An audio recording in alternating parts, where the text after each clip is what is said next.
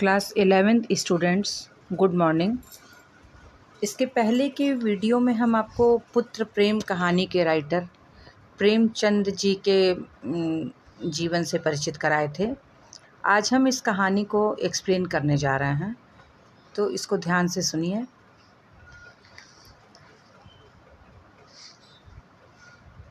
प्रस्तुत कहानी में प्रेमचंद ने मानव मन की दुर्बलताओं के साथ साथ संवेदनाओं का अत्यंत हृदयस्पर्शी चित्रण किया है। इसमें एक पिता अर्थात चैतन्य दास के हृदय के अंतर्द्वंद तथा दुविधा का मार्मिक चित्रण हुआ है। बाबू चैतन्य दास एक वकील थे और 2-3 गांवों के जमींदार भी थे, परंतु वे बहुत सोच समझकर खर्च किया करते थे, क्योंकि उन्हें अर्थशास्त्र का काफ़ी अच्छा ज्ञान था। जब कोई खर्च सामने आता तब उनके मन में स्वभावतः प्रश्न होता था, इससे स्वयं मेरा उपकार होगा या किसी अन्य पुरुष का। यदि 2 में से किसी का कुछ भी उपकार न होता तो वे बड़ी निर्दयता से उस खर्च का गला दबा देते थे। व्यर्थ को वे विष के समान समझते थे। अर्थशास्त्र के सिद्धांत उनके जीवन स्तंभ हो गए थे। बाबू साहब के 2 पुत्र थे। बड़े पुत्र का नाम प्रभुदास और छोटे का शिवदास। दोनों कॉलेज में पढ़ते थे। उनमें केवल एक श्रेणी का अंतर था।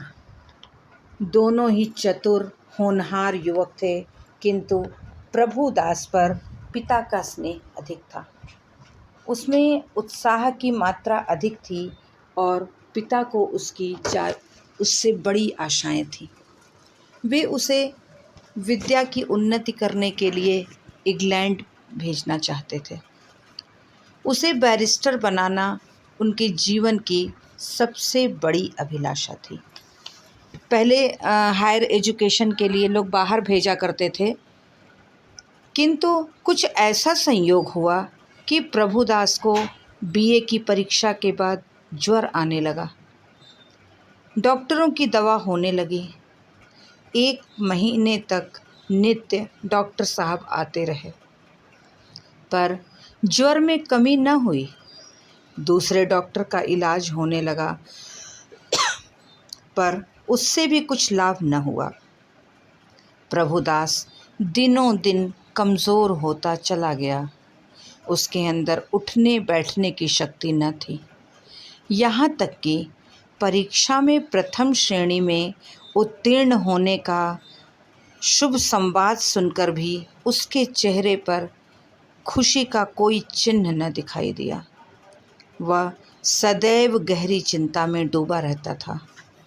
उसे अपना जीवन बोझ सा जान पड़ता था। एक दिन चैतन्य दास ने डॉक्टर साहब से पूछा, यह क्या बात है कि 2 महीने हो गए और अभी तक दवा का कोई असर नहीं हुआ? डॉक्टर साहब ने संदेहजनक उत्तर दिया, मैं आपको संशय में नहीं डालना चाहता। मेरा अनुमान है कि यह ट्यूबरक्यूलोसिस है। चैतन्य दास ने व्यग्र होकर कहा, तपेदिक? डॉक्टर, जी हाँ, उसके सभी लक्षण दिखाई देते हैं। चैतन्य दास ने अविश्वास के भाव से कहा, मानो उन्हें कोई बहुत आश्चर्यजनक बात सुनाई पड़ गई हो। तपेदिक हो गया? डॉक्टर ने खेद प्रकट करते हुए कहा, यह रोग बहुत ही गुप्त रीति से शरीर में प्रवेश करता है। चैतन्य दास, मेरे खानदान में तो यह रोग किसी को न था। डॉक्टर, संभव है मित्रों से इसके कीटाणु मिले हों। चैतन्य दास कई मिनट तक सोचने के बाद बोले, अब क्या करना चाहिए? डॉक्टर, दवा करते रहिए, अभी फेफड़ों तक असर नहीं हुआ है, इनके अच्छे होने की आशा है। चैतन्य दास, आपके विचार में कब तक दवा का असर होगा? डॉक्टर, निश्चयपूर्वक नहीं कह सकता, लेकिन 3-4 महीने में ये स्वस्थ हो जाएंगे। जाड़ों में इस रोग का जोर कम हो जाया करता है। चैतन्य दास, अच्छे हो जाने पर ये पढ़ने में परिश्रम कर सकेंगे? डॉक्टर, मानसिक परिश्रम के योग्य तो ये शायद ही हो सकें। चैतन्य दास, किसी सेनेटोरियम में भेज दूं तो कैसा हो? डॉक्टर बोले, बहुत ही उत्तम। चैतन्य दास, तब ये पूर्ण रीति से स्वस्थ हो जाएंगे? डॉक्टर, हो सकते हैं, लेकिन इस रोग को दबा रखने के लिए इनका मानसिक परिश्रम से बचना ही अच्छा है। चैतन्य दास नैराश्य भाव से बोले, तब तो इनका जीवन ही नष्ट हो गया। गर्मी बीत गई, बरसात के दिन आए। प्रभुदास की दशा दिनों दिन बिगड़ती गई। वह पड़े पड़े बहुधा इस रोग पर की गई बड़े बड़े डॉक्टरों की व्याख्याएं पढ़ा करता था। उनके अनुभवों से अपनी अवस्था की तुलना किया करता। पहले कुछ दिनों तक तो वह अस्थिर सा हो गया था। 2-4 दिन भी दशा संभली रहती तो पुस्तकें देखने लगता और विलायत यात्रा की चर्चा करता। 2-4 दिन भी ज्वर का प्रकोप बढ़ जाता तो जीवन से निराश हो जाता। किंतु कई महीने के पश्चात जब उसे विश्वास हो गया कि इस रोग से मुक्त होना कठिन है, तब तो उसे जीवन की भी चिंता छोड़ दी। कुछ खाने पीने का भी विचार न करता। घर वालों की निगाह बचाकर दवाओं को ज़मीन पर गिरा देता। मित्रों के साथ बैठकर जी बहलाता। यदि कोई उससे स्वास्थ्य के विषय में पूछता तो चिढ़कर मुंह मोड़ लेता था। उसके भावों में एक शांतिमय उदासीनता आ गई थी और बातों में एक दार्शनिक मर्मज्ञता पाई जाती थी। वह लोक रीति और सामाजिक प्रथाओं पर बड़ी निर्भीकता से आलोचनाएं किया करता। यद्यपि बाबू चैतन्य दास के मन में रह रहकर शंका उठा करती थी कि जब परिणाम विदित ही है, तब इस प्रकार धन का खर्च करने से क्या लाभ। तथापि वे कुछ तो पुत्र प्रेम और कुछ लोक मत के भय से धैर्य के साथ दवा दर्पण करते रह जाते थे। जाड़े का मौसम था। चैतन्य दास पुत्र के सिरहाने बैठे हुए डॉक्टर साहब की ओर प्रश्नात्मक दृष्टि से देख रहे थे।